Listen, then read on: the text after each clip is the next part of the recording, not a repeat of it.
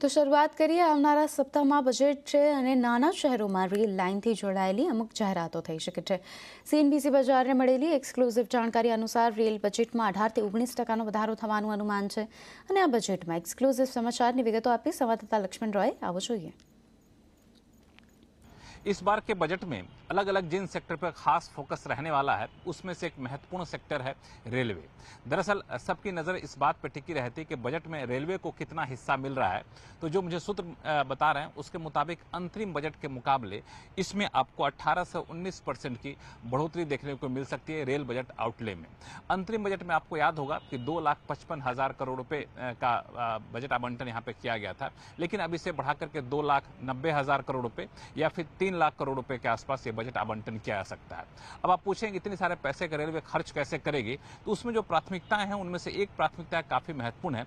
वो ये है कि छोटे और मझोले शहर में अगर आप रह रहे हैं, अगर वहां पर रेलवे लाइन अब तक नहीं पहुंची है तो वहां तक रेलवे लाइन और रेलवे स्टेशन वहां पहुंचाया जाए, इसकी कोशिश होगी। इसका ऐलान यहाँ पर हो सकता है। छोटे और मझोले शहर का मतलब ये हुआ कि जिनकी आबादी 50,000 से लेकर के 1 लाख तक की है, वहां पे रेलवे लाइन, रेलवे के छोटे स्टेशन ही सही वो वहां तक पहुंचाई जाए।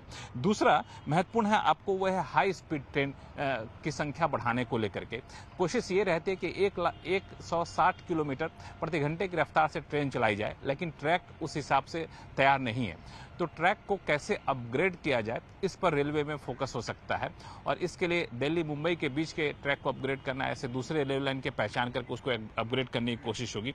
ये बजट का एक महत्वपूर्ण हिस्सा हो सकता है।